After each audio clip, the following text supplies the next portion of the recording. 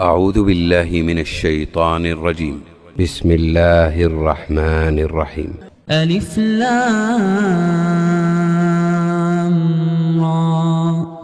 كتاب أنزلناه إليك لتخرج الناس من الظلمات إلى النور